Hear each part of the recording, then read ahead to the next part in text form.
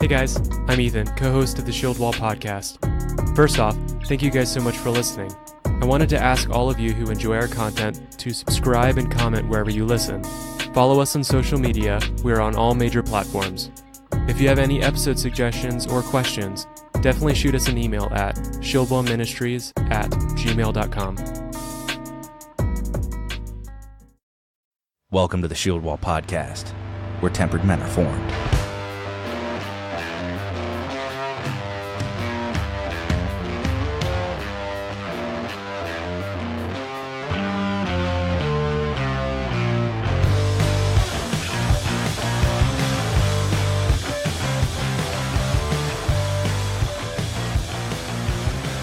We're back with another episode of the Shieldwall podcast. My name is Cody. I have got a special guest in the studio today. His name is Daniel. Daniel, how you doing, brother? Cody, I'm good. How are you? Thanks for having me on the podcast. I'm actually really excited.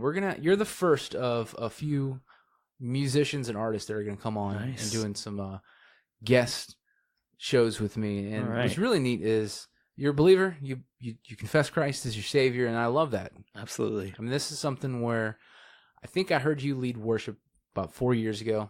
Maybe 4 or 3 years ago. Yeah. And you've got a style. I mean, you're a worship leader, but I could just tell that you're an artist. There's a difference between when you're in a church, you're like, oh, that guy was available to sing a song. And that's not to diminish God's worshipers. No. But then there's that guy has a talent given to him from the Lord, and it's not just for the church. Like, he is to make art. He is to make purposeful music.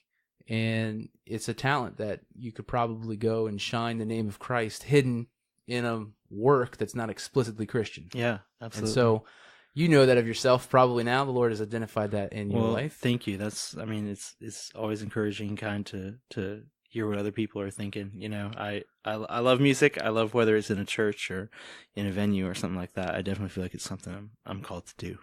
Yeah.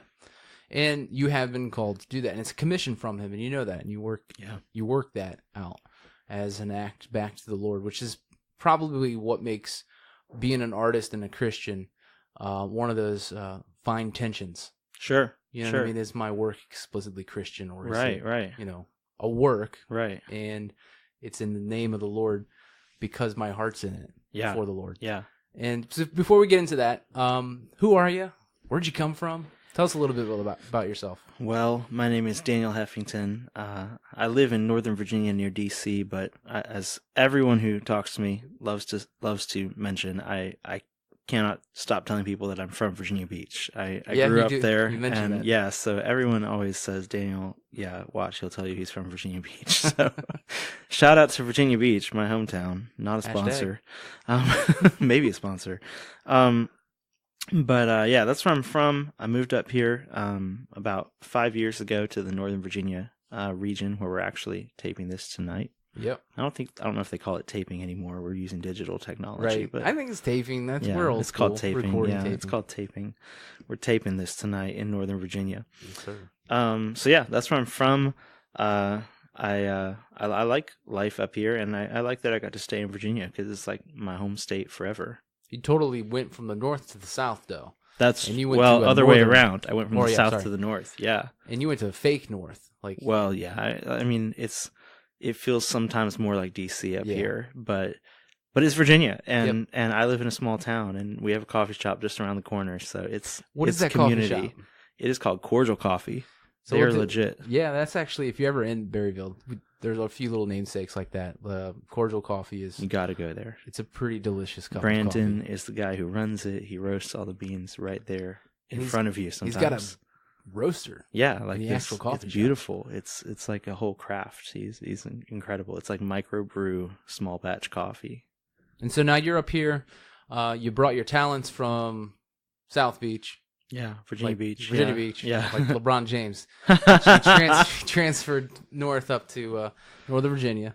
And while you were here, you're pursuing your career, but you're also doing what the Lord's called you to do, which is music. And then along the way, there's always a story about a girl. Sure, of course. Let's hear that. Yeah, so I'm married. My lovely wife is Abigail.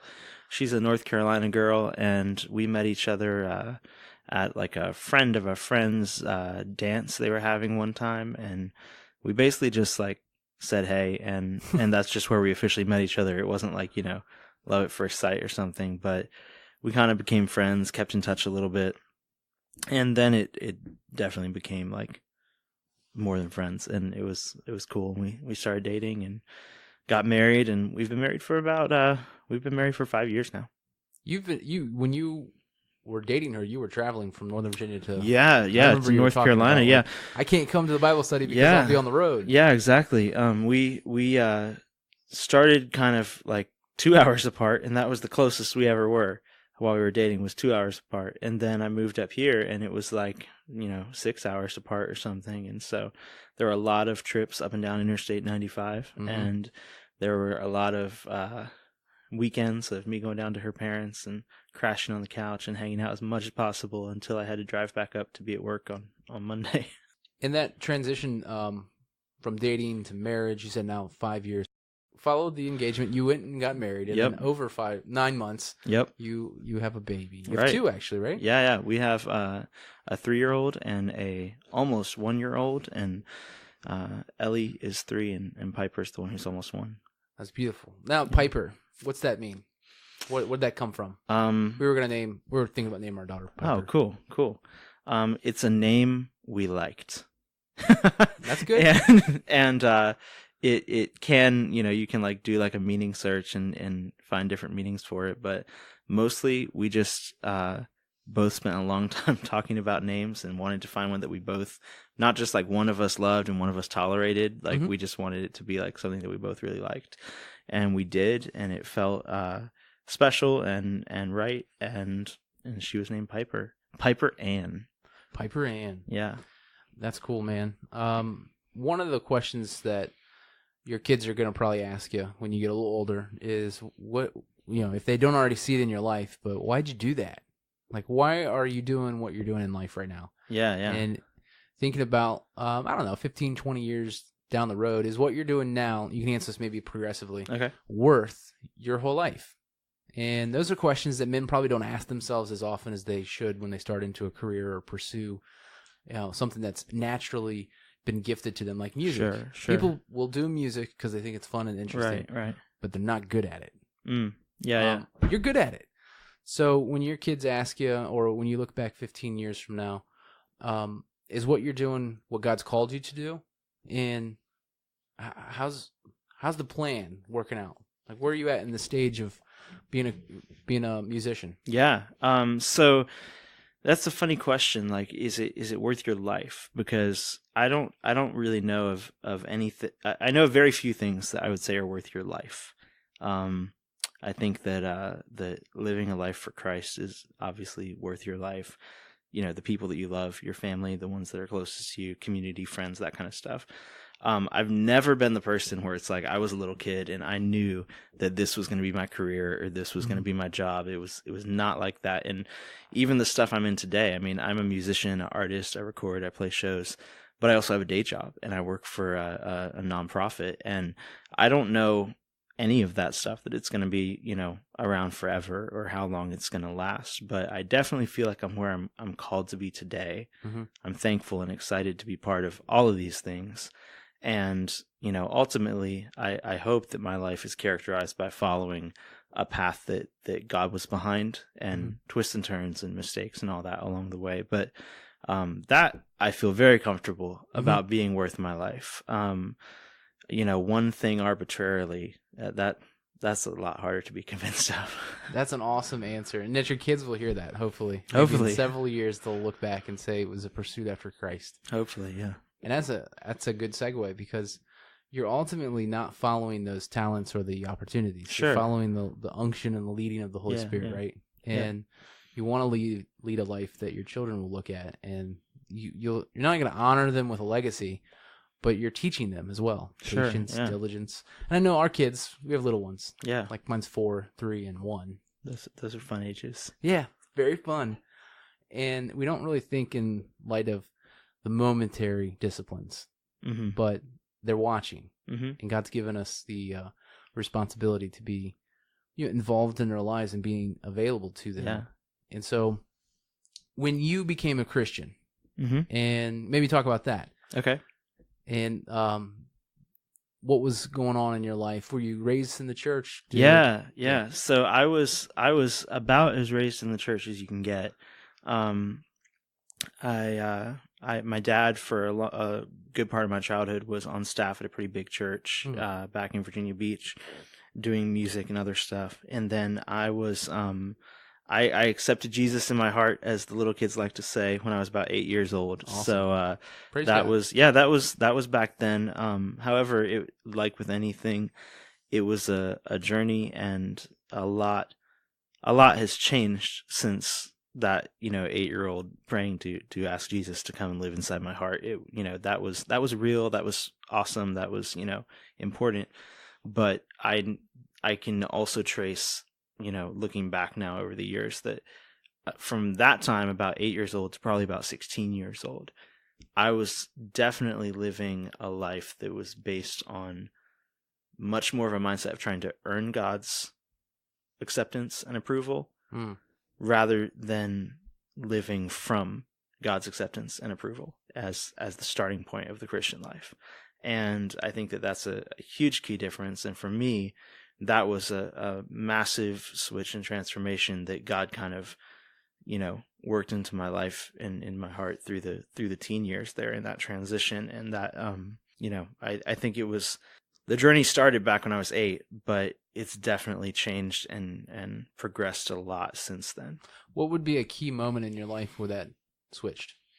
Not one key moment, but I would say a season of just like when I was like maybe 14, 15, 16, trying, like, you become a teenager, you're like, if you were raised in the church, you're like, okay, so either you just kind of take the route of like, I'm going to goof off and just kind of be a teenager for a while. I was more like the performance-oriented perfectionist kid. So I was like, okay, I have to be serious about being, a Christian. And that really, what that led me into was basically just trying really hard not to let God down.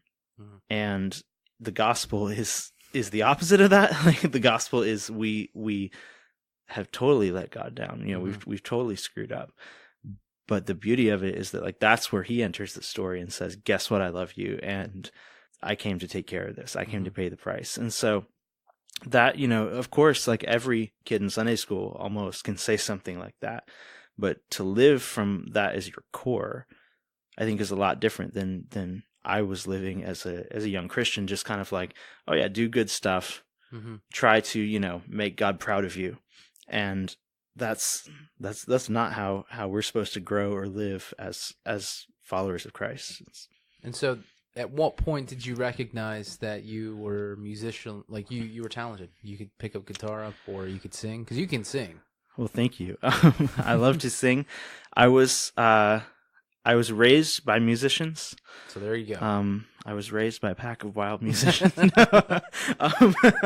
Both my parents actually went to school for music, much more on the classical side of things. My dad was a music educator, and then did the church where I grew up had a 70-piece orchestra every single weekend. And so that was his job, was like directing this orchestra. And so I was around music constantly. As a little kid, my mom would take me to like her gigs and her rehearsals and her practices, and I would be like in a backpack carrier there for like this, formal like brass quintet or something at like a wedding or a Christmas thing. Like, there's literally a picture of me in like an infant tuxedo in a backpack carrier, like this formal, like, we're gonna need that for music event. I don't know if I have that picture, but I'll see what I can do. I'll put your face on the no. But yeah, it was a very musical upbringing. So is that what they did for income? It was for a long time. My dad was actually a band director, and then both of my parents taught private lessons, and then my dad, did like church music, but still in that whole like orchestral side of things. I started like, taking some like music theory lessons and playing on those like whistle things that they call recorders. So I learned that, and my dad kind of introduced all of us kids to the basics of music theory with that. So at what age did you learn music theory or get your feet wet with that? Like pretty young, like a little, probably like at 8 or 10. And then I started playing trumpet for a very brief time because my parents were both brass players. And I listened to music like forever. I was like the raised on Stephen Curtis Chapman CDs. Like I would clean my room, pull the liner notes out of the album, and just like lay on the floor reading through like every single liner notes. And funny story, I just got to go to Nashville this November and like meet some people. And one of the guys I met was like, I reached out to him because his name had like appeared in all the liner notes as like a producer or a bass player. And I remembered that of like this childhood moments of like looking through the liner notes, and he was willing to like meet up and hang out. So it was so fun. But anyways, that was kind of like the music I listened to was like in the pop rock side of things, like from forever. My parents kind of had this classical music thing going on. And then when I was a teenager, I'm making myself sound like I was like no fun as a teenager. I was somewhat fun as a teenager, but music is always fun when you're a teenager. But listen, when I was a teenager, I said I will never. I made the commitment, like I was like dead serious. I looked at my sisters and I was like, I am never going to play guitar because all of my like dumb, lovable teenage friends would get guitars, not know how to tune them, not know how to play them. I didn't know how to play them, but I would look at them and I'm like, this is like the opposite of like beautiful music. This is like you got a guitar and pretended like you knew how to play it, learned one song to impress a girl, and then it's like Dusty in the corner. And I just like, that's so typical. It's so basic. I'm not going to be that kid. And then when I was 15, my granddad, who was like 70s at the time, decided he wanted to learn how to play guitar. Wow. So he gets this guitar, learns how to play some songs, and then he's like, great, I did it, and I'm done. And checkmark. Then he's like, you guys want a guitar? And I was like, whatever. So we had like this guitar lying around, and I started poking at it and messing with it a little bit. And then I was like, well, I guess I could learn something. I could figure something out. And then it was like just snowballed from there, and it became like my instrument and my deal. And then I'd actually, I've been writing songs since I was like 8 years old or something. And I would just like make up little melodies and lyrics, jot them down on scraps of paper, and hide them. And hide them. I was very embarrassed because I had no claim to being a singer-songwriter. I was just like a little kid thinking just hid of them songs. like a diary or something. Yeah. Yours. No, I hid them in a fake book that was hollowed out on the inside. Oh, so like it was real. And you went into some thinking about how you were going to hide this. Yeah, I was like, well, I had a lot of siblings. I'm like, somebody's going to find this. Like, my mom like found scraps of lyrics when she was like cleaning my room or something, and she was like, did you write this? I was like, no. She like knew I did because like who else is in my room writing songs, Yeah. So then she was kind of like coaxed it out of me over time. I was like, yeah, I guess I kind of write some songs, but and you got this whole like right, chest yeah. But I didn't know what to do with them. I didn't play an instrument that facilitated writing songs. So when I learned guitar, then it kind of clicked, and I was like, this is an instrument that you can sing while you play, or this is trumpet, you can't do that. Recorder, you can't do that. But this was like something I could now accompany myself playing songs and singing songs, which was great because I love to do that. And then also starting to figure out music to some of the songs that I'd kind of been writing. And then of course they were all really terrible. Do you have any of those now that you've kept? Like no recordings, but I could think up a really old song that I wrote when I was tiny and figure it out. Yeah. So you've got the guitar down. We're gonna play the music when this posts. We'll edit that in. We'll put some. Love it. And I've been to your shows. I've been to a few of those. Yeah. Where they're, thank you. I don't take that for granted. No, we went to where's the venue that it's in Great Falls or Jammin Java. Jammin Java. Jammin Java. That was probably shout one out of the to most, Jammin Java. Yeah, we'll hashtag those guys as well. Yeah. It was probably the most exciting because I'd seen you at a local church, right? Okay, sure. And I've seen you. Probably at a coffee shop, or you set up your guitar and you used to play. Yeah. And I've seen you stuff on the internet. And I think I may have heard you like through one of the like just streaming somewhere. Okay. But seeing you live on that stage was like, oh, that's where he's supposed to be. Nice. It's like that moment for you. Like I think everybody acknowledges that. Oh, cool. But it was really awesome to see that. And there's probably been more people in your life that are influential and encouraging to you. But that was a moment where it's kind of like, that guy's gonna be someone, and I know him. That's kind of you, man. And it was like a groupie moment for several of us there. And Gabe Vega was there. I remember Andrew Sales was there. Yes. And but no, the name dropping some more friends. Yeah. But there's a moment where you realize in your heart where you're like, this is what I want to do. Mm-hmm. You said earlier you have a job. Yeah. You work for a nonprofit that provides for you and your family. Yeah, and I love that. Like, it's incredible. Yeah. You've taken up, you're a man. You've taken up the responsibility to provide for your family. Sure. And it's an income that's steady and it's got a purpose attached to it. Yeah, we'll talk about that a little bit later. Absolutely. But in your ability to make a joyful noise to the Lord. Yep. But also at the same time, consider art. Mm-hmm. And make good music. Absolutely. Like, talk about that. Okay. And how that kind of like, there's been a long going conversation with contemporary music or Christian music. Where what does it mean to be Christian and an artist? Is it Christian music or or are you a Christian who makes music? Right. Yeah.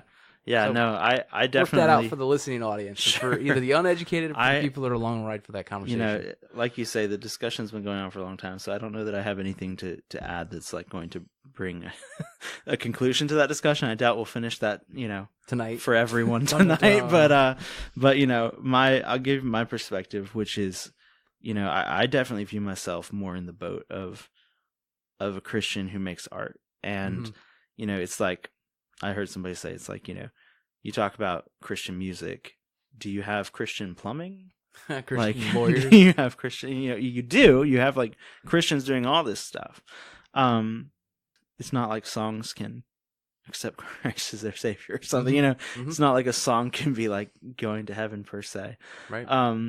But, it's just I think that, I don't know about the average person listening to the podcast, but it's like, I was raised, as a Christian. I was raised in the church, and I think sometimes in the church subculture we can get this, kind of fictional divide of like, there's, normal stuff, and then there's spiritual stuff, and there's, you call it the sacred secular divide, whatever you want to call it. If you're going to do this for God, you've got to do it really churchy. Right. Like, if you're gonna hang out with friends and watch a movie, you better pray before you hang out and watch a movie, It's we say we sprinkle a little Jesus on it. Right. And it's like, you get away with a whole bunch. Yeah, exactly. Sprinkle a little Jesus on it. No disrespect for profanity to the Lord. No. You can see how it's like, we gotta like churchianize this. Right, exactly. And I think that's, so like diminishing of who God is and what, the beauty of the Christian life. And I think that God created us to bring him glory, and we can do that in so many ways. There's like immense freedom and immense possibility. And I think sometimes, with possibly good intentions, we create these fake boxes and fake parameters for what can bring God glory. And you can bring God glory leading worship in church, singing these, sacred, very like spiritually, explicitly spiritual songs, like, worship songs. I love it. I do that. You and I have been in church, and I've been leading worship songs, and I love that. Like, I wouldn't trade it for the world. But then I also am found, in clubs and bars playing songs that I've written to crowds who, may or may not have any context for faith or religion or anything like that, but there's still something beautiful about that. And I don't think that God is only glorified when we're singing the church songs, though he is and can be. But it's also glorifying to God, who created those notes, who created audio, who created rhythm, who created melody. Like, when we were combining those things and it's stirring people's hearts, like, there's something about that, and it's like, that's glorifying to God too, like when we're just kind of excelling or creating in the veins and in the arenas that he's let us play in. It's like a playpen. Like, go do something awesome here, and do it for him, and you're glorifying God. It's a lot of it is heart motivation, because you can do something that looks spiritual and do it for yourself. Or you can do something that looks, super normal and basic and yet be doing it for Jesus. Like, and I think there's really no good way for somebody on the outside to like size it up and be like, oh yeah, that's glorifying God. That's not, there's certain, if you're doing something like that's actually wrong, like explicitly wrong, going against the command. Yeah, of the Lord. then that's that's a good indicator that you're not in the right spot.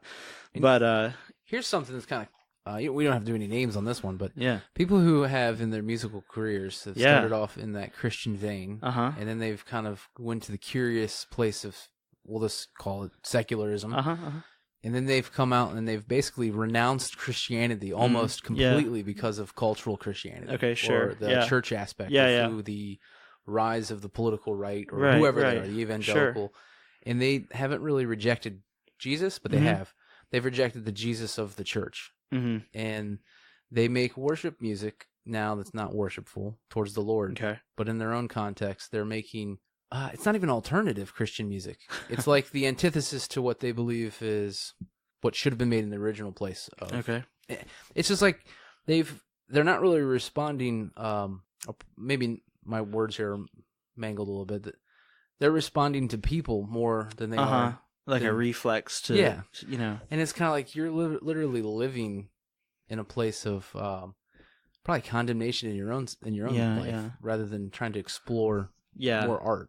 I think that like just generally the idea of making art as a strictly a reflex is not usually where the best art, the most beautiful art is created. But yeah, I mean, that's a complicated subject because there are certain things that I think are fine to like, challenge and well, I'll bring push one up the status quo. Where you like, it was a big issue a few years ago. Like this band who was Christian swore in an album. Oh, okay, yeah. And it's like, would Daniel ever push the envelope or go to the edge to make a cultural statement that says cursing is not a sin or whatever is permissible because of cultural understanding of words versus what an Old Testament cuss word would be. Right. You don't have to answer that. Would Daniel do that? But does that serve a greater purpose of pushing the boundary for artistic purposes, or is that like a personal grudge they have against people? And that's I a don't good know. question. We don't know. I think I think there's probably like that's a good question for them. Like I don't know. I'm just curious because the Christian music world to me and in that like bubble seems to be like exactly that. Like if you're in it, you've got one position. Right.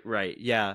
And I do think that's I'm not going to be very original here, but I genuinely believe that like bands like Switchfoot and bands like that have just done like this incredible job of showing how somebody can be a person of faith, a follower of Jesus, and still be in the public square, like the mainstream space, and sharing things that are good, true, and beautiful. But they're not just the good, true, and beautiful things that will only resonate with somebody who's already, in a follower of Christ mindset. I think that there's something really beautiful and really, really special about creating good, true, and beautiful things that can resonate with just anyone. And then God is the God of things that are good, true, and beautiful. And so as you're spending time with that, it's not going to leave you unchanged. And, that's all part of it. And so I think it's a beautiful opportunity. And, I live in both worlds. I live in like mainstream pop rock world, and I live in church music world, and I wouldn't trade either of them. Like don't make me pick because I couldn't. Because you've already decided who your master is. Yeah, I mean, sure. For you, you settled that in the very first question I asked you about, is this worth your whole life? Yeah. Your response was, my treasure's in Christ. Yeah, not quite that succinct, but sure. That's what I heard. And that's what your kids are going to hear. That's awesome. You stay the course, and that's going to be a great legacy for them to witness, like your parents did. They were musicians, right? Yep. They made a profit off that. They lived life that way and saw not only the natural talents in themselves be worked out to God's glory, sure, but their kids saw the benefits of that, and they're watching. Yeah, and it's not all about us. No. And as a young parent, like, thankfully, we right. It'd be very miserable. Be chasing after like, so much pressure. Like you gotta. I mess up way too much to hold myself up as a perfect example. Talking about messing up, let's talk about some of your favorite songs that you've created. Oh, cool. All right. Maybe some regrettable things or some really good highlights that you want to talk about. All right. Like a musical timeline. Okay, so, sure. First album, first release. Yeah. Maybe an embarrassing story, something like that. Okay, well, thankfully, I have a weird and kind of abnormal musical progression, I guess, because for better or for worse, I was super pleased and super thankful with my first record.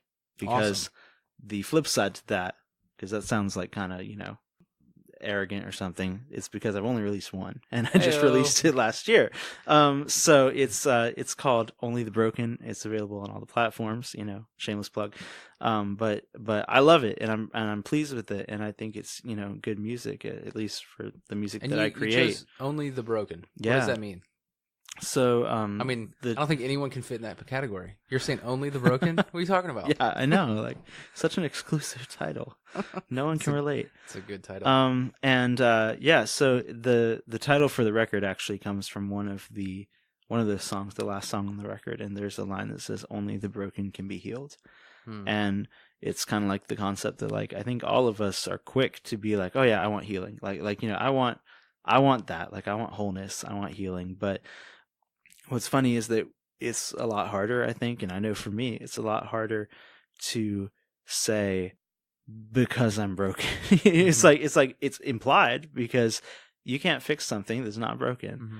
And so if you're saying, I want wholeness, I want healing, then evidently we don't have that. And if we aren't whole and if we aren't healed, then we're broken, and that's our starting point. But if we're honest with ourselves, there's nobody who doesn't connect with that. And so, but that's also the beauty of it, is that it's kind of scary. It's that we're like saying, yeah, that's me. But it's also the beginning of hope, and it's not supposed to be scary. Like it's not surprising to God. It's not.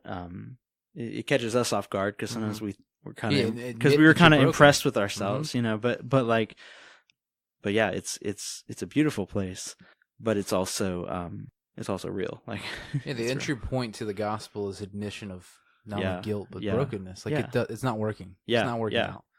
And so I saw that title of it. It is all inclusive to those that want to. That's like the gospel call. Like if you believe you need this, right, come to the admission that you're broken. Right. And so that's your title song. It's the name of the album. Yeah. How many tracks you got on it? It's an EP, so it's 3 tracks. We've got starts with Glory, which is a really fun song, and then Shipwrecked Souls, which is kind of our... That one's fun. Thank you. It's like kind of was like our lead single. If an EP can have a lead single, that one had. If we're allowed to, that's that one. And you had t-shirts came out with that one. Yeah, right? Yeah. We have fun Shipwrecked Souls t-shirts that and they're available. Yeah, they're still available. Yeah, hit me up.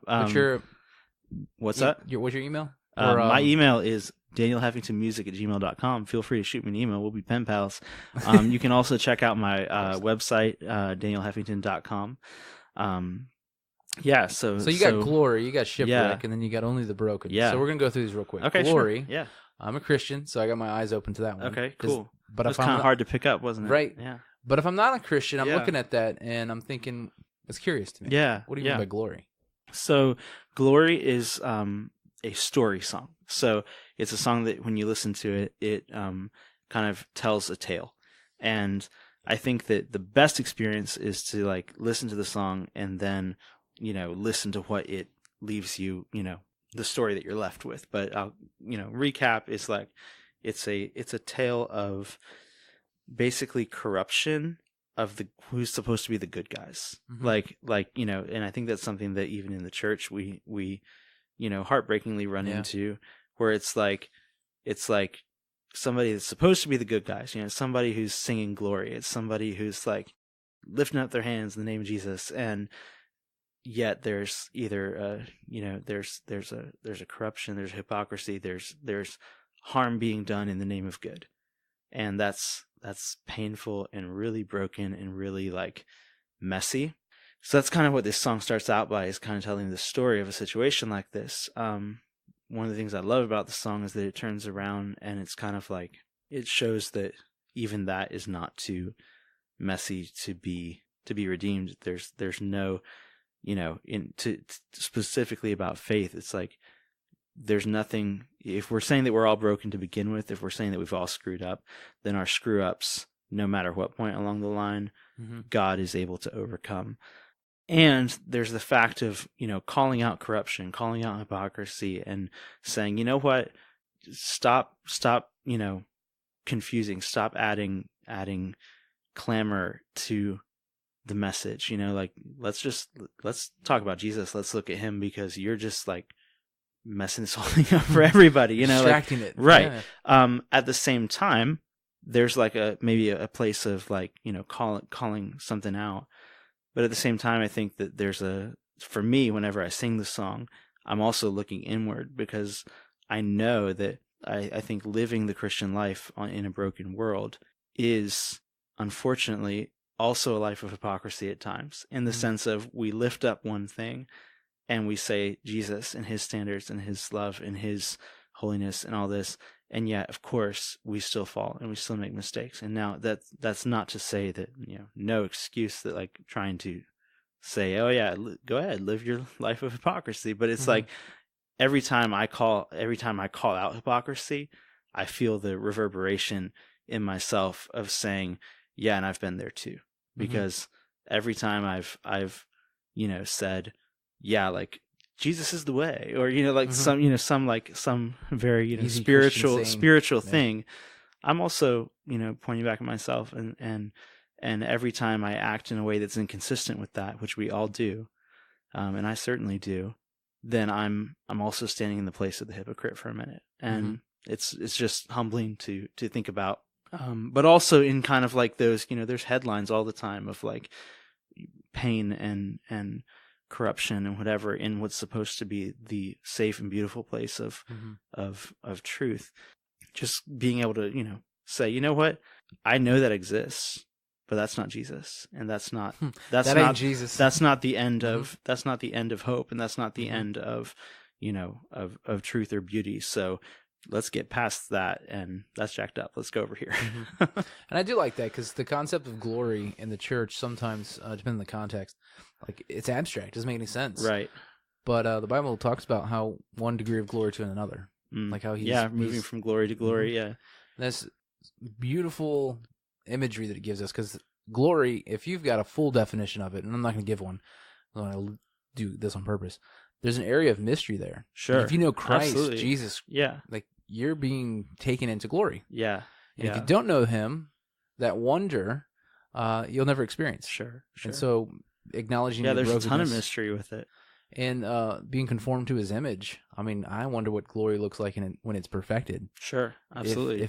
If the pain and the heartache in Scripture is an allowance given to us by the Father, so that we might become more like his Son, I'm eager to know when it's completely finished. Yeah. What will all look like? Well, I mean, like, and anyone who's read the book of Revelation can probably attest to the fact that glory described in the Bible is as confusing as all get out. Like, it sounds so weird and so mysterious and so like, it's beautiful, it's amazing. Yeah. But it sounds weird. And like, but we're going to see that one day, and it's going to fit into place and be incredible. And it's nothing absent of his goodness, right? Yeah, like it's his fullness. It's his full goodness on display. Yeah, like glory is not like the glare of the sun without the warmth of God's love. It's like it's I don't leave them with too much mystery. Right. There is actual glory, and you can define it. His name is Jesus Christ. Absolutely. He's come in the flesh to show us like everything about God. Yeah. So I only said like leave you in mystery, because it does leave you wondering when you read this passage. You're like, one degree of glory to the other. Yeah. How's that look? Yeah. And God's like, well, follow me. Yeah. And you're like, okay, I guess this is what it looks like to go on the path of glory. Yep. And that's a good title. The next one you had was Shipwrecked. Yeah, Shipwrecked Souls. Shipwrecked Souls. Yeah. So here we're doing more depth of probably who God is, but our relation to other people. Yeah. You say souls. So what's going on with this song? So Shipwrecked Souls is kind of like the straight up pop rock song. It has really fun, almost like I like to say it's like if Coldplay was covering an Ed Sheeran song in the 80s. That's a pretty good match. So it's like, so Coldplay, Ed Sheeran. Coldplay was covering Ed Sheeran in the 80s. Is kind of the sound and feel of the song. Did you start off with those intentions? Or No, did it end no, that way? it was much more like an analysis because, I write my songs on acoustic guitar almost always. And then I took it to, and I guess I should throw this out there because I want to give a shout out to my Kickstarter family because we made this whole project.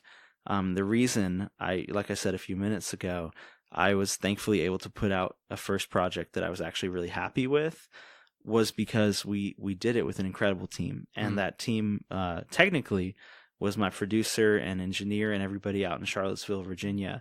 There's some really talented guys, Stuart Myers, Chris Coip.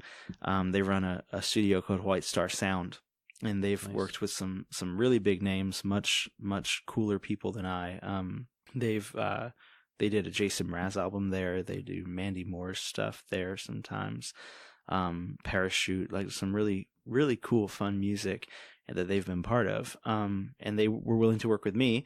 But of course, you have to raise funds to like work with a real studio and not get really crappy results. So we ran a Kickstarter and invited people to join that journey with us and say, would you like to be part of this project and help bring this music to life? And thankfully, scary, vulnerable experience, but thankfully people said yes. And we raised the funds we needed to make the project. We made it. Of course, like almost everybody who's done Kickstarter can tell you, there's unexpected twists and turns. Finally we were able to finish everything, get all the rewards to everybody, and it was well received. And I was, incredibly thankful for everybody who's part of it. So that was, I should, since we're talking about the record, I should throw that out there. It's like, shout out to my Kickstarter backers, shout out to my producer, and because you might need to do it again. Yeah, we might need to do it again. So I have grateful. a lot more songs than 3. I've been writing since I was 8. So it's expensive to do just one. Oh man, tell me about it. Mastering is ridiculous. Mastering and mixing and I appreciate it. It's art. Like these people, this is their art. Like they've spent years becoming super good at mastering or mixing, and it makes a world of a difference. Yeah, and you have see a the track difference. That's good, but then you go through the actual process of producing it. Yep, it becomes excellent. Absolutely. And what we do, just in general, should be done with excellence. Yeah, if you can achieve that as best as you can. Best you can. Yeah. So about that, Shipwrecked Souls. So yes. Summarize that for us real quick. Shipwrecked Souls. It's kind of a song about going through struggles and storms in life. There is definitely a nautical reference there that is not supposed to be hidden. It's kind of a song about the stormy times. And growing up in Virginia Beach, we got intense storms. Like, I was terrified of tornadoes because I'd never seen a tornado. It's like Kansas or something. I lived there and I saw those. Okay, so it's terrifying. But for me, and some people are terrified of hurricanes. For me, and this is horrible, but I got excited as a little kid every time it was hurricane season because I loved like an intense storm. So there's something about living on the coast. It's like, you live through them. Yeah, and you live through them. And I thankfully, mercifully, my house wasn't like broken from it or something like. So obviously not making light of the damage that hurricanes can inflict, but I love the intensity of a storm. And yet those can be times of, when we refer to stormy times in our life, it's like, it's tragedy, it's heartbreak, it's confusion, whatever it might be. The wind and the waves are blowing you around. And so Shipwrecked Souls is kind of about this idea that we're all in this together, that we sometimes feel so isolated in our personal storms, like whatever they might be. I think that it's super easy when we're going through a rough time to feel like, man, I'm out here in the wind and waves trying to cling to my lifeboat, trying to cling to my oar, whatever it is. And we're out here just like in the wind and the waves. But we've got to step back and realize that, like, just like, survivors of a shipwreck or something, like, you're not the only one out there. Like, you might be the only one you can see, but over that wave, 3 feet over, it's like there's other people trying to hang on for their dear life too. And it's like, there's something I think beautiful and important about realizing that, yeah, we can continue, we can move forward, we can make it to shore, we can, we can live another day because we're in this together. We have people that we can lift up. We have a hope that we can look to, and not to buy into the idea that this is your personal, isolated, alone and detached from the rest of the world shipwreck, and everybody else is like chilling on the beach, like, sipping coconut lattes or something. Like, I don't know. No, I hear you. And so it's kind of the idea. yeah, that's Shipwreck Souls. Do you have any projects coming up? I'm always writing. I'm actually. Do you have an outlet where you can kind of like share with your audience your process? Yeah, I try to show my work, show my process on my social medias. You can follow me on Instagram at Daniel H Official, Daniel Heffington on Facebook. Actually, if you look up Daniel H Official on Instagram or Facebook, you'll find my And those that art. follow the podcast, we'll go ahead and at Daniel, and we'll put all this Cool. pertinence on there. All right, I love it. All the technical stuff. Yes. So you got a place where you can showcase. Yeah, I'll show what I'm working on. I definitely am hoping to get into the studio, hopefully this year, and release some stuff. I'm always writing and demoing stuff as much as possible, and I have a lot of stuff I'm excited about to choose from. And if you're ever wanting to come see me live, I'm booking shows through 2019 right now. So check out my website and my Facebook, and I play a lot of shows in the Northern Virginia, DC area. But I also play shows in other places as the opportunities arise. So let's hang out at a concert. So as a few closing thoughts here, as a bivocational musician, and person who has a full-time job, what's a word of encouragement to that artist who believes right now is their moment and they should have it all? But that's not how it always is right now. Sure. Well, you tell somebody patience, but what's that look like? Yeah, and sometimes I don't know. I when you're feeling that tension and feeling that, tug so hard, I'm not sure that the most helpful thing is to just be like, be patient, dude. Like they're like, I kind of like assume I'm obviously having to be, everyone's story is a little bit different. Some people, it's like they have the dream, they have the talent, the gift, whatever, and it turns into what they do full time forever. And there's some people where they do it full time for a span of time, like they're on the road as a musician, or they're making, the majority of their income from a certain art form. That's great. And if you feel like that's for you, like go after that. Like I think it's a combination of not despising where you are today and being faithful to where you are today, like the whatever job it is or whatever situation it is that you're part of right now that's keeping you afloat, that's paying your bills, whatever. Do that and find the beauty in it, because there always is. That you can, like we were saying earlier, it doesn't matter what you're doing, you can do it for a reason that's bigger than yourself. You can make it a truly beautiful thing. But also don't be afraid to say, okay, I want to transition to where I'm doing this, this thing that I love more full time, and pursue that and take the opportunities. And I think it's kind of, it will be evident to you if that's a thing that's going to become full time, or if it's a thing that you need to just kind of keep just taking it one step at a time. And I mean, I'm somewhere in between that, because I think that, the work I do with the nonprofit, I'm kind of in the political and governmental sector. It's like politics and government combined with youth ministry. Basically, we actually teach high school students about government and politics through like these in-depth simulations where they can come and run for president or write legislation. And so I think it's an amazing educational learning tool. I believe in that stuff.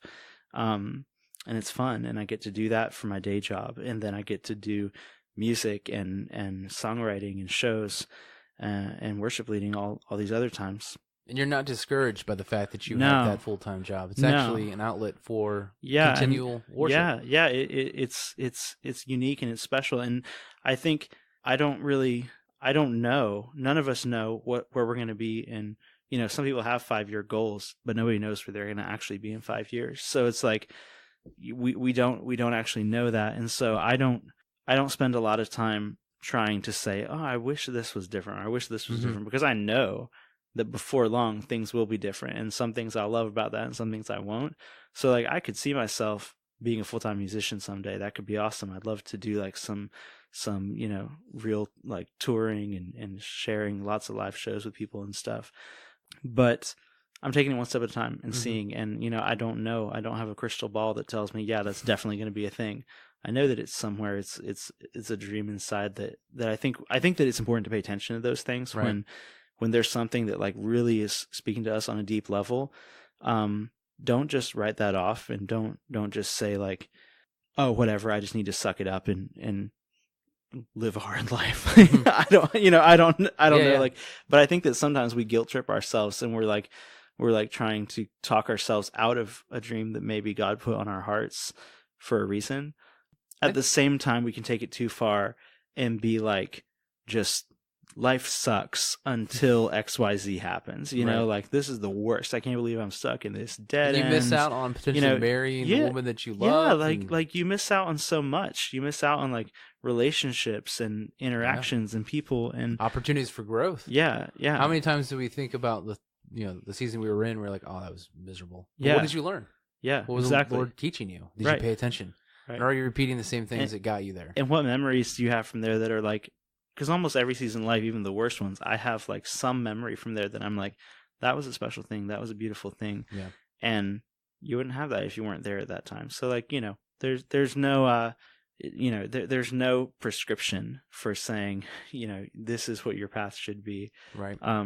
But I do think that we should ask the questions of saying, if what I'm doing right now is not feeling like my most fulfilling goal, though nothing feels like that all the time, but if you're feeling like there might be something more that you're called to do, don't be afraid of that. Don't be afraid to ask the question. It's not wicked or bad to say, what if things were different? Yeah. But you should also not beat yourself up as where you are right now, even though you might eventually get somewhere else. Speaking of that, I said we're going to close, but I have a question for you. As a musician and someone who leads worship in the church, sure. What do you think worship in heaven's going to look like? Oh man, yeah. I ask this question often. There's some subjective play there. Yeah. The Bible gives us a description of what's going to happen. Yeah, right? yeah. What do you wonder? Yeah, What's that look like? I mean, I think it also opens up the definition of like, what is worship? Right.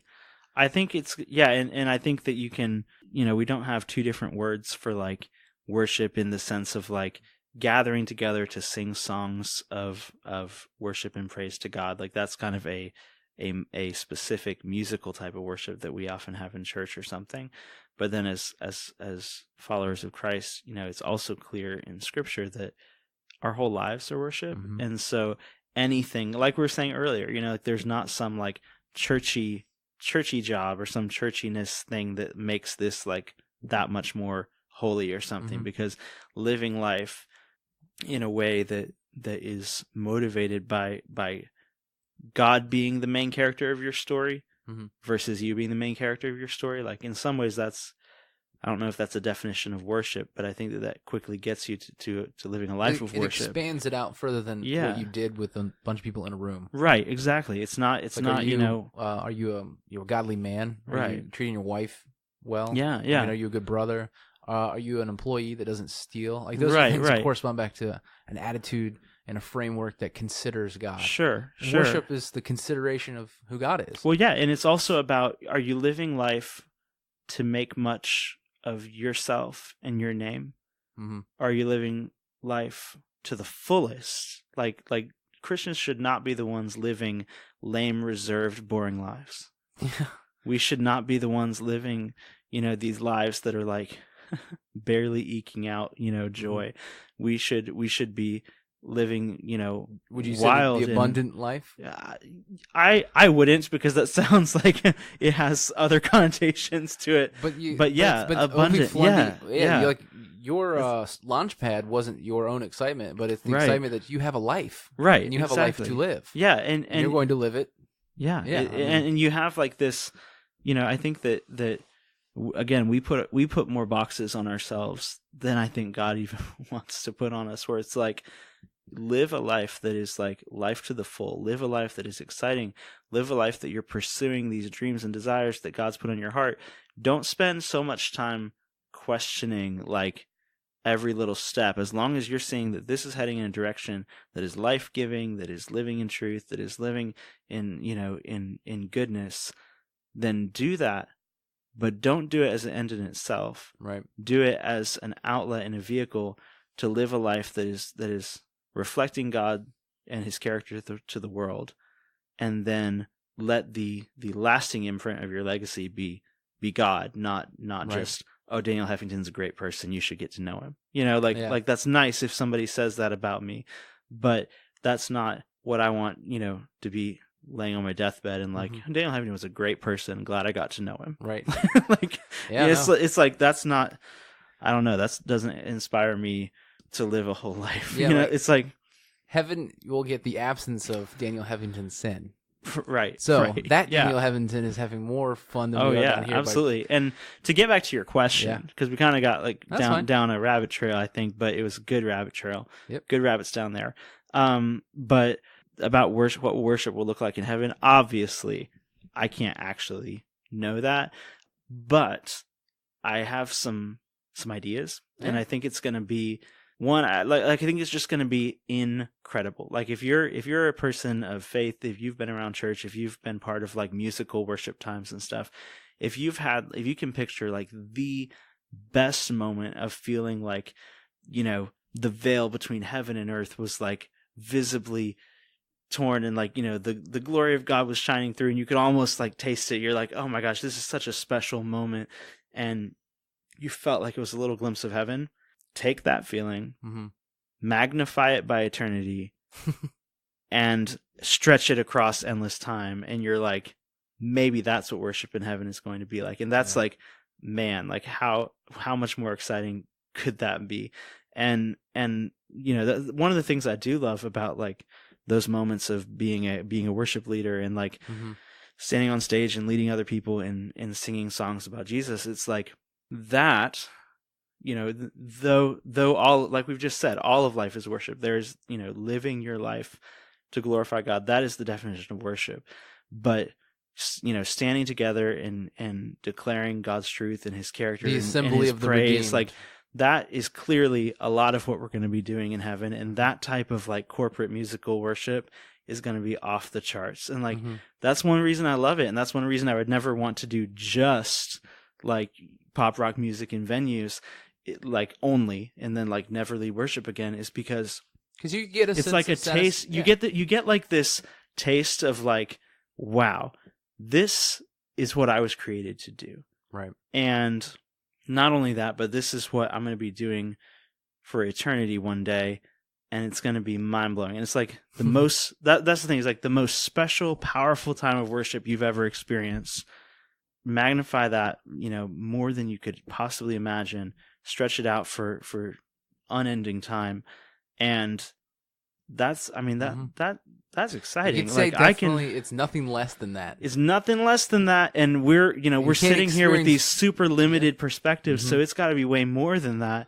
And you're like the absence of sin. Yeah, that's the hindrance, because you're in worship. Sometimes you're judging the other people. Right. He's not raising his hand. Right. That person smells. You're bringing so much human earthly baggage, to the equation, and you're sweating. I sometimes sweat. Oh yeah, I totally do. Yeah, and it's like all of that, like you're bringing this, earthly baggage with you. Yeah, and still it's beautiful, and still it's powerful, and so in the name of Jesus, how that purifies even those moments where you're in your weakness. I mean, there's times in worship where I'm singing hymns. I love hymns. Cool. I'm singing hymns in church, and it's got a contemporary music style to it. But I'm singing this hymn, and it's just hitting the feels. Yeah, you know what I mean? Absolutely. But then you're also in the moment, you're like, I gotta repent, because this thing pops up, and you're like, I am not holy. Like in the moment of that, And there's a key component in emotionally being engaged with who God is, because he wants all of our heart. He wants all of our soul, our strength. And when you're in the assembly of the redeemed, those songs that speak to us, those hymns, those spiritual songs, the melodies, they conjure up, that's not probably the right word, but they bring out from the midst of the praise the recognition of he is holy. Right. He is worthy of these words, of our attention, of all of our affections. We get a a taste as full of an experience as we can of God's like presence and glory, and he says that he is with us, like the Holy Spirit, Jesus is with us here on earth. But I know that for him to be with us in spirit is only going to be crazy magnified in intensity and in amazingness when we are standing face to face, and and then we get to start worshiping. So it's like, and that's what I've literally said when I'm standing in front of a group, inviting them to like stand and sing and worship God. It's like, this is what we're going to be doing for all of eternity.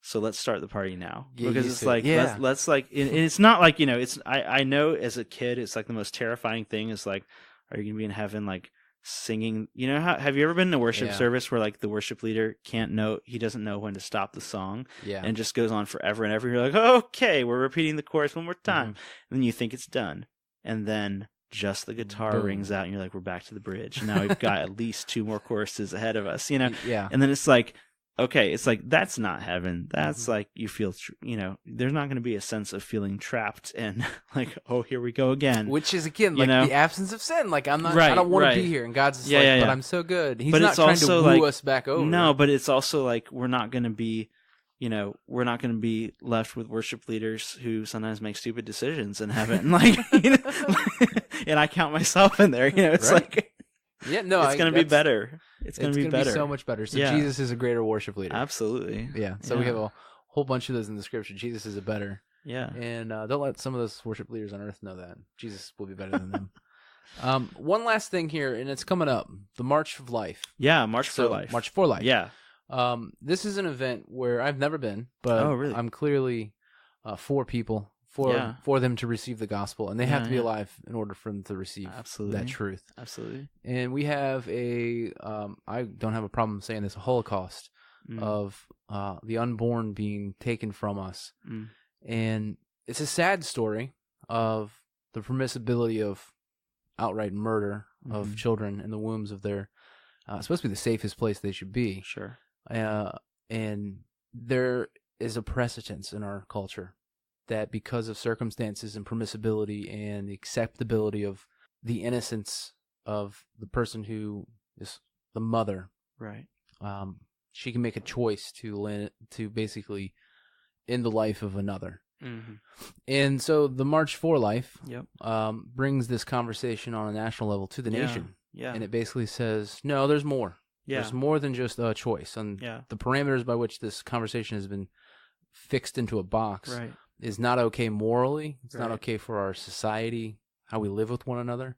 Because ultimately, if we don't cherish life at the point of its very immediately beginning, how are we supposed to be in a society that cherishes individual lives? Right. Or groups. Yeah. Or we've marginalized and we've taken advantage of many people groups in this nation for a whole long time. Absolutely. And so here's an argument that all people should be behind. Yeah. And it is the defense of the unborn, because they are literally the ones that are not able to have life and liberty in the pursuit of happiness. But obviously that's not the consensus today. Like, that's not the overwhelming agreed upon consensus in our country. See, I didn't say it was law. I said it's precedence. Right. You know the difference between that. Sure. The Supreme Court decision. Yeah. And this is an awkward thing where it is not the law of the land, technically. It's a precedence that's not going to be overturned until there is the will of the people. Right. Wasn't it Clarence Thomas who basically said until the will of the people comes together and asks the moral outrage or the moral outcry of the people comes to the attention that this is unacceptable, this will continue to be precedence. Yeah, I'm not cool enough to know if that was Clarence Thomas. It was Clarence or not. Thomas. Okay, the moral I'll outcry. take your word for it. But yeah, I mean, that's one of the issues that I have spent a decent amount of time dealing with in my day job and just in my personal life is I'm a pro-life advocate, and that comes from not some arbitrary decision to be a pro-life advocate or be part of the quote unquote pro-life movement. It's not some arbitrary decision. It comes from the fact that I consider myself kind of on a bigger scale, not in like a inflated way, but just in like where my heart is, to be an advocate for human rights. And you said something like this a minute ago, but the right to be alive, that's the most foundational of human rights, because if you're not allowed to be alive, then you're not allowed to enjoy any of these other rights that we believe humans have. That it's a essential, integral thing. It's the dignity of life. It's the sanctity of life. And so that's something I definitely believe in, something I support. And I've had the blessing to be part of the March for Life for a lot of times, and do some worship and music stuff, kind of around that. in DC. But yeah, if you know, it's if you have the chance to go, you should go. It's really good. And you'll be there, right? I will be there. Yeah, I will. You'll be have there. a booth, or you'll be there just. I'll be there doing a bunch of different things. So if they follow you on Instagram, yeah, or social medias, I'll get the word out. That. Yeah, we can meet up. So if you want to meet Daniel and you want to be engaged, and you're in the Northern Virginia area and in DC, that's one place you can connect with him. Sure, that absolutely. and also his social medias. Yep, and his website, which was my website is danielheffington.com. But not to ruin your wrap up here, but just before we leave that topic of like the issue of human life. What I always like to say when I kind of open that conversation, which it's a long conversation, it's not, even though I believe that it's crucial to protect life, it is not a conversation without complexity. It's not a conversation without, messiness. But I think what I would encourage anyone who's maybe just like quick to kind of talk about being pro-life or something, just remember that being pro-life is so much more than being anti-abortion. Right. It's so much more. And if it's not more inside our own minds and hearts, then I think we need to reevaluate where we're at. Because if being pro-life and valuing human life doesn't extend to everybody involved, not just an unborn child, but the mother and the father of that unborn child, the community of that unborn child, it's like that. If our love and compassion only stops once you're out there breathing, and then we're like, welcome to the world, you're on your own, then I think that we've totally missed the mark on the issue. And so that's something that we could talk about forever, more time than we have here. And it also is funny that, and I'll say this and I'll take the flack, not Daniel, that those people who are pro-life usually are the ones that are so anti-government that when this child comes into the world, those systems that are set up as safety nets, they look at that as, well, that's welfare. Right. Well, that's something that the government shouldn't be involved with. And it's like, all right, well, again, going back to the pro-life question, how far are you willing to take that logical conclusion? Because if we're looking at the demographics, those that are at risk for these abortions if you're considering abortion because you don't think you can sustain or take care of a kid, then a good way to convince you to protect the life that has been entrusted to you is not to talk about how we're definitely not going to help you take care of this kid. That's so counterproductive. And again, there's a lot of, there are a lot of people out there who are just ideologically pro-choice, right? They're there, right? Whether they've had their abortion or not, they're there. The Shout Your Abortion campaign, that's a tragedy. Like they're exploiting, just a terrible thing. Sure. But when you look at it, it's kind of like you were saying. It's like, well, how far are we willing to take this thing? Yeah. And one of the answers that I've kind of come to the conclusion is go back to the mandate of the commission, the Great Commission, to make disciples. And if you want to make hearts and lives actually changed in this world, in this culture, preach the gospel. Sure. Present a life that is transparently different and distinct, and go out and talk to your neighbor. Ask them the hard questions of where are you coming from? Yeah. What's your life story? And also, who are you? When you're meeting a stranger who has a need, if you're a Christian, you're trying to come from a scriptural perspective.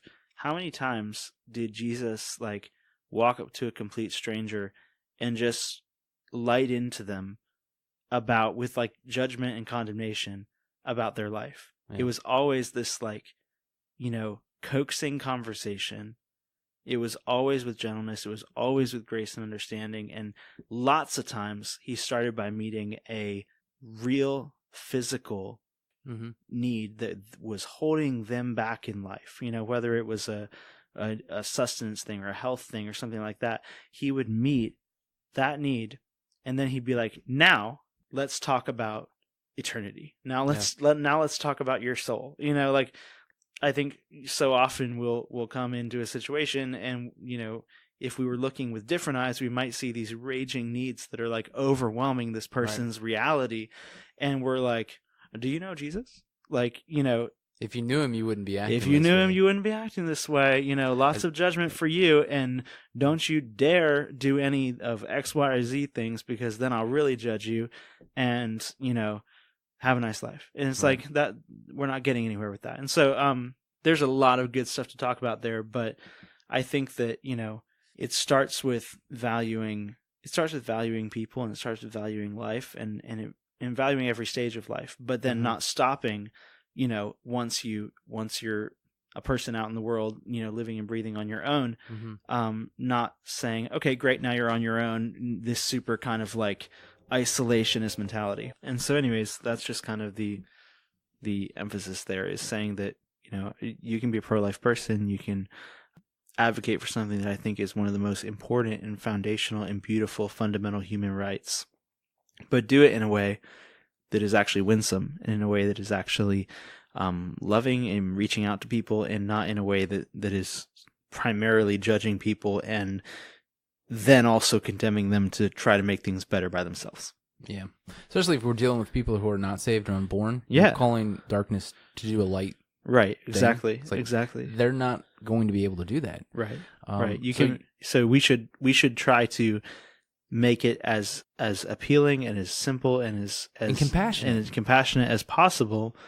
And then, hopefully we're going to be protecting unborn life, but then also hopefully loving and helping and being a blessing to the lives of the humans that are right there that we're talking to, Yeah, and I'll just add, don't be a horrible person. Yeah, don't be a horrible person. Like it's like life's hard enough already. Yeah. Don't contribute to that surplus horribleness. And don't assume that because somebody is doing something that you may, as I do, very much disagree with.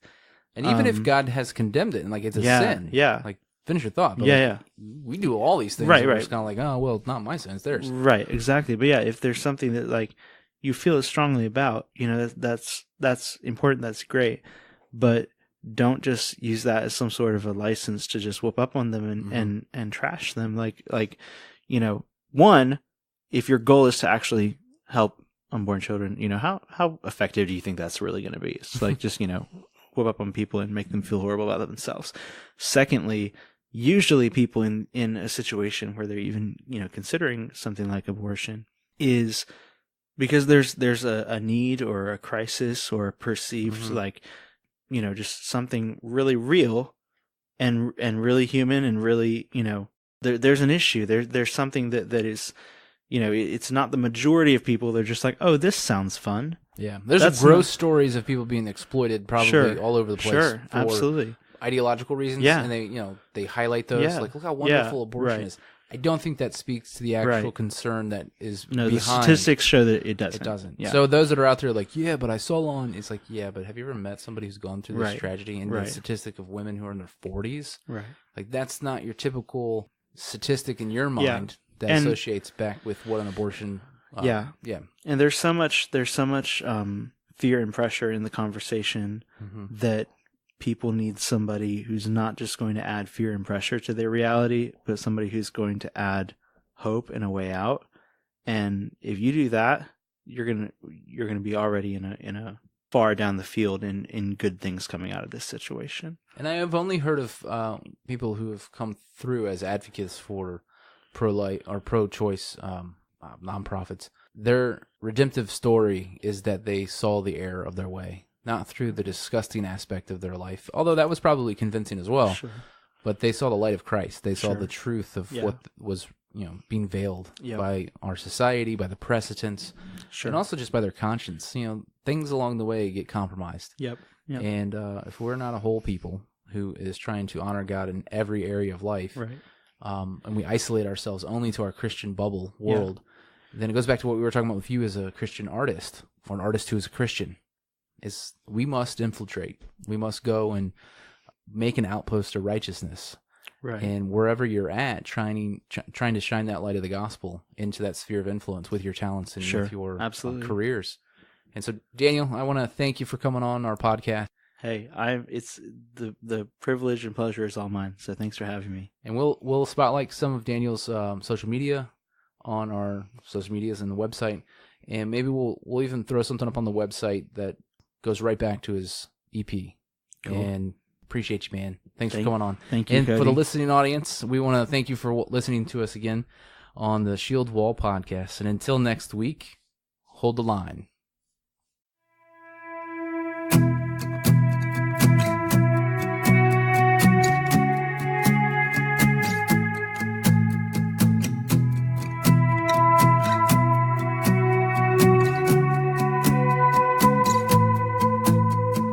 Meet your eyes across the table.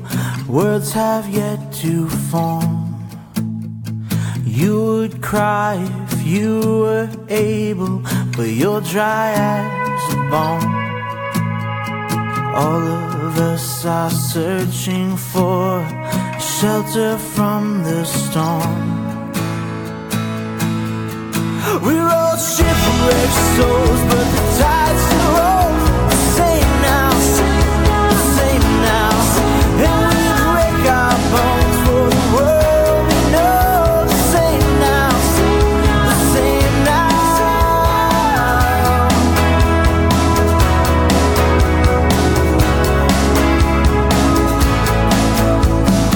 You believe your condemnation's chiseled in a stone, doomed to cry, desperation, bleeding all alone. Can there be a fire once again inside these bones? We're all shipwrecked souls, but the tides still roll.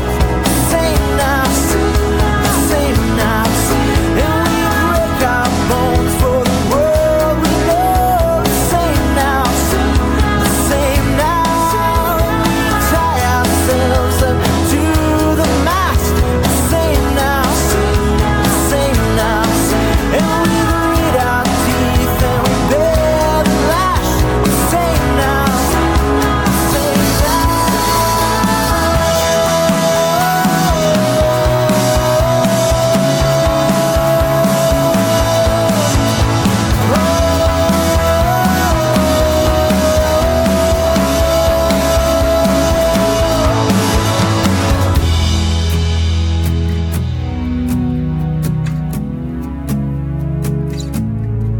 And we're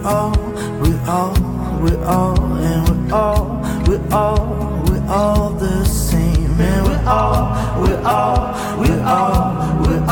and we're all the same.